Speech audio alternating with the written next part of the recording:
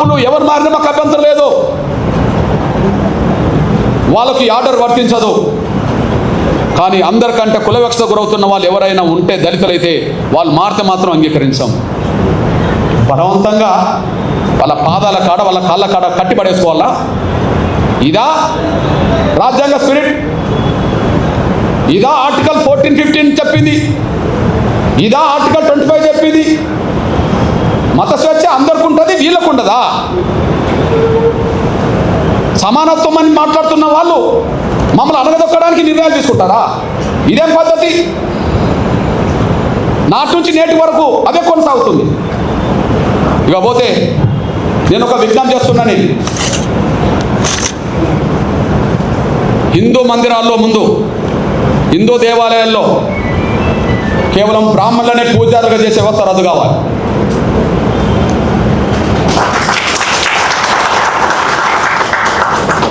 కేవలం బ్రాహ్మణులనే పూజారులుగా చేసే వ్యవస్థ రద్దు కావాలి. ఏంది అది పేటెంటా? ఎందుకు రద్దు కాదు? ఈ రాజ్యాంగంలో ఏదైనా రద్దు చేయవచ్చుగా? ఈ రాజ్యాంగం ఈ దేశంలో కుల వ్యవస్థ వద్దనుకుంటే రాజ్యాంగం రద్దు చేస్తుంది కదా. పార్లమెంట్లో బిల్లు పాస్ అవుతే రద్దు అవుతుంది కదా. దానికి అనుగుణంగా రాష్ట్రపతులు ఆర్డర్లు తీయవచ్చు కదా. ఎందుకు రద్దు కాదు? ఎందుకు రద్దు కాదు? నేను అంటున్నా, ఈ దేశ హిందూ దేవాలయాల్లో భక్తులు అన్ని వర్గాల వాళ్ళు ఉన్నప్పుడు పూజారులు మాత్రం, బ్రాహ్మణులు మాత్రం ఎందుకు ఉండాలి? వెంకటేశ్వర స్వామిని నమ్ముకున్న వాళ్ళు హిందూ సమాజంలో అన్ని వర్గాల వాళ్ళు ఉన్నారు. రాముణ్ణి నమ్ముకున్న వాళ్ళు హిందూ సమాజంలో అన్ని వర్గాల వాళ్ళు ఉన్నారు. ఓకే, కృష్ణుడిని నమ్ముకున్న వాళ్ళు, ఇతరులు నమ్ముకున్న వాళ్ళు అన్ని వర్గాల్లో ఉన్నారు కదా. దేవుడి దగ్గర, గర్భగుడి దగ్గర పూజారి వృత్తి చేసే కాడ బ్రాహ్మణులు ఎందుకు ఉండాలి? వాళ్ళు ఏమైనా దైవదూతలా? దేవుడు బ్రాహ్మణులను మాత్రమే ఉండాలని ఎక్కడన్నా చెప్పిండా? వెంకటేశ్వర స్వామి చెప్పిండా? రాముడు ఏమైనా చెప్పిండా? కృష్ణుడు ఏమైనా చెప్పిండా? ఇంకెవరైనా చెప్పిండ్రా? హిందూ దేవాలయంలో బ్రాహ్మణులు మాత్రమే పూజారులకు ఉండే వ్యవస్థ రద్దు కావాలా? నా డిమాండ్. అక్కడి నుంచి కుల నిర్మూలకు దారితీస్తుంది, అక్కడి నుంచి సమానత్వానికి దారితీస్తుంది. హిందూ వ్యవస్థలో సమానత్వం రావడానికి పునాదులు పడతాయి. నేను ఒక విషయం చెప్తున్నాను. నేను అయోధ్యలో రాముడి గుడి కాడ మా ఎస్సీ ఎస్టీ బీసీలకు ఉండబడే హక్కు ఇంకెవరికి లేదు. అది శ్రీకృష్ణ మందిరమైనా, అయోధ్య మందిరమైనా, రామాలయాలు ఎక్కడుంటాయో అక్కడ ఎస్సీ ఎస్టీ బీసీలకు ఉండబడే అంత రైట్ ఇంకెవరికి లేదు. ఓకే, నేను సాక్ష్యం చెప్తున్నా. మనం రామరాజ్యం గురించి మాట్లాడుతున్నాం. రాముడు పరిపాలించినాకనే రామరాజ్యం కదా, పరిపాలించక ముందు కాదు కదా. రాముడు ఒక రాజుగా, మనం నమ్ముకున్న వాళ్ళకు విశ్వాసం దేవుడు. ఆయన భౌతికంగా వ్యక్తిగా జీవించాడు కాబట్టి ఒక రాజు, క్షత్రియ కులం, క్షత్రియ వంశం. రాముడు ఏ వంశం? క్షత్రియ వంశం, అంతే కదా. రాముడు ఏ వంశం? క్షత్రియ వంశం. ఓకే, నేను అంటున్నా, జై శ్రీరామ్ అని అందరం అంటాం అనుకో. రాముడి గొప్ప లక్షణాలు ఆయన పరిపాలన ద్వారా తెలిసినాయి కదా ఎక్కువ. రామరాజ్యం అని ఎందుకు అంటున్నాం? రాముడికి తమ్ముడు ఉన్నాడు, భరతుడు. రాముడి కంటే ముందు పరిపాలించిండు కదా. రాముడు అయోధ్యకు వచ్చినప్పుడు తండ్రి మాటకు, సవతి తల్లి మాటకు, పినతల్లి మాటకు కట్టుబడి ఉండి రాముడు అడవికి వచ్చాడు కదా. సీతను, శ్రీమతి గారిని పట్టుకొని, తమ్ముడిని పట్టుకొని. అప్పుడు ఎవరు పరిపాలించిండ్రు? ఎవరు పరిపాలించింది కదా. మరి ఆయన పరిపాలించడు, రాముడు పరిపాలించడు. కానీ మనం ఏమంటున్నాం? మన హిందూ సమాజంలో రాముడి భక్తులు, ఓకే రాముడు దేవుడు గొప్ప రాజు అనుకుంటే ఏమంటున్నాం? రామరాజ్యం తీసుకొస్తాం అంటున్నాం. రామరాజ్యం గొప్పదే కదా. ఆ రామరాజ్యం గొప్పదని ఎట్లా తెలిసింది? రాముడు పరిపాలించని తెలిసింది కదా. మరి రాముడు అయోధ్య నుండి వస్తే, ఆ అడవి నుండి వచ్చినాకనే పరిపాలించాడు కదా. అడవికి వెళ్ళక ముందు రాజు కాదు కదా. అడవికి వెళ్ళక ముందు రాజు కాదు కదా. అడవికి వెళ్ళి వచ్చినాకనే రాజు కదా. మరి అడవికి వెళ్ళి అడవి నుంచి మళ్ళీ ఉట్టికినే వచ్చాడా? యుద్ధం చేయలేదా? యుద్ధం జరిగిందా లేదా? రామారావణ యుద్ధం జరిగిందా లేదా? ఆ యుద్ధంలో గెలిస్తే కదా రాముడు రాజు అయింది. మళ్ళా ఆ యుద్ధంలో గెలిస్తే కదా అయోధ్యకి వెళ్ళింది, గెలిచినాక కదా అయోధ్యకి వెళ్ళింది, అయోధ్యకి వెళ్ళినాక కదా మళ్ళీ రాజుగా పట్టాభిషేకం చేసింది. గెలవకపోతే ఓకే గెలిచిండు. గెలవడానికి యుద్ధం జరిగింది కదా, ఆ యుద్ధం ఎక్కడ జరిగింది? అడవిలో జరిగింది కదా, ప్రధానంగా శ్రీలంకకు దక్షిణాది మధ్యలో జరిగింది కదా. మరి ఆయన సైన్యం ఎవరే? రాముడు సైన్యం ఎవరు? రాముడు సైన్యం ఎవరు? వానరులే కదా. వానరులు అంటే ఎవరు? అడవి బిడ్డలు కదా. అడవి బిడ్డలు అంటే ఎవరు? ఆదివాసులు కదా. ఆదివాసులు అంటే ఎస్టీలు కదా. అడవిలోనే యుద్ధం జరిగింది కదా. రాముడి సైన్యం 99% ఎవరు? రాముడికి తోడొచ్చిన లక్ష్మణుడు ఉన్నాడు సోదరుడిగా, కానీ రాముడికి అండగా నిలబడ్డది ఎవరిగా? సుగ్రీవుడు కదా, అడవి గిరిజన రాజే కదా, ఆంజనేయుడు కదా. సైన్యానికి నాయకత్వం వహించింది, యుద్ధం చేసిండు కదా. సైన్యానికి నాయకత్వం వహించింది ఎవరు? యుద్ధం చేసింది ఎవరు? ఆంజనేయుడు కదా యుద్ధం చేసింది. ఆంజనేయుడు ఎవరు మరి? ఆదివాసి కదా. సుగ్రీవుడు ఎవరు? ఆదివాసే కదా. రాముణ్ణి గెలిపించడానికి యుద్ధంలో ప్రధాన పాత్ర పోషించింది ఎవరు? వానర సైన్యం కదా. ఆ వానర సైన్యాన్ని గైడ్ చేసింది ఎవరు? జాంబవంతుడు కదా. ఆ వానర సైన్యాన్ని గైడ్ చేసింది ఎవరు? జాంబవంతుడు కదా.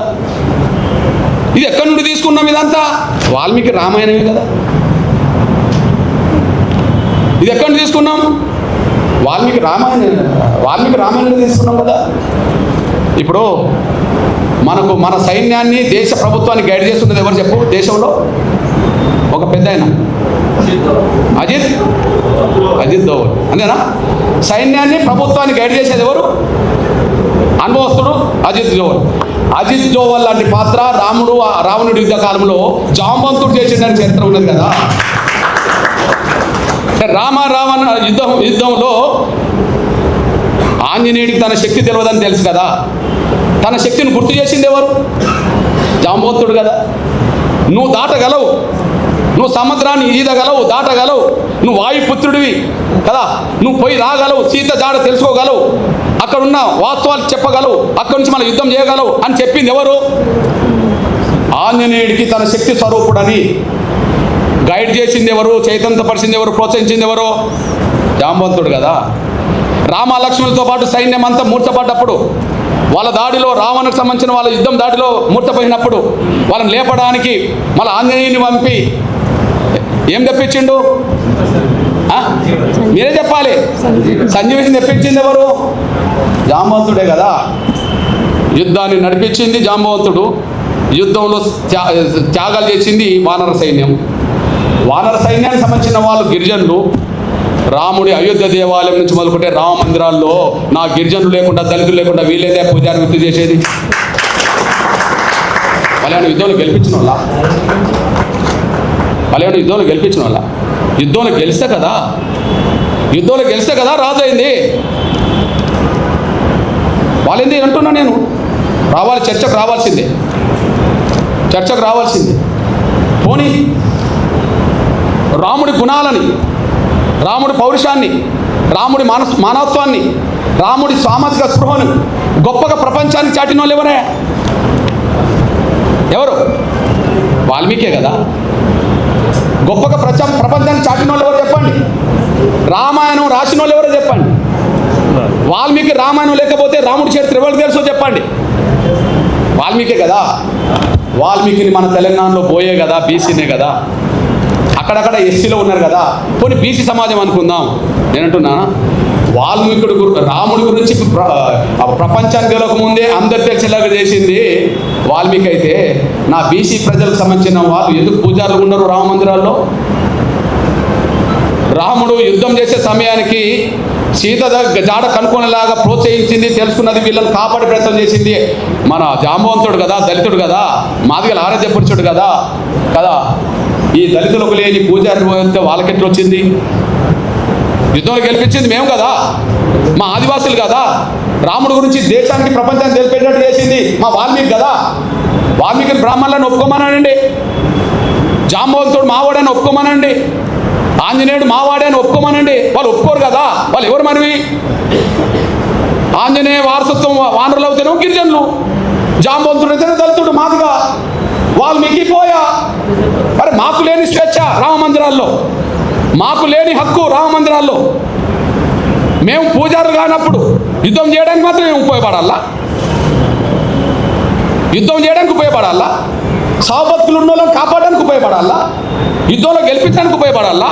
చరిత్ర రాయడానికి ఉపయోగపడాలా? కానీ రామ మందిరాల్లో పూజలు చేయడానికి ఉపయోగపడమా మేము? మా దళితుల్లో, గిరిజనుల్లో, బలహీన వర్గాల్లో ఐఏఎస్ ఆఫీసర్లు అవుతారు కదా. ఈ దేశ రాష్ట్ర కేంద్ర ప్రభుత్వ సర్వీసులో ప్రధానంగా బ్యూరోక్రాట్స్ అంటే ఎవరంటారు? ఐఏఎస్ఏ కదా. మరి దళిత గిరిజన వర్గాలకు చదువుకుంటే ఐఏఎస్లు అవుతారు కదా, పూజారులు గారా? పూజారులు గారా అంటున్నాను.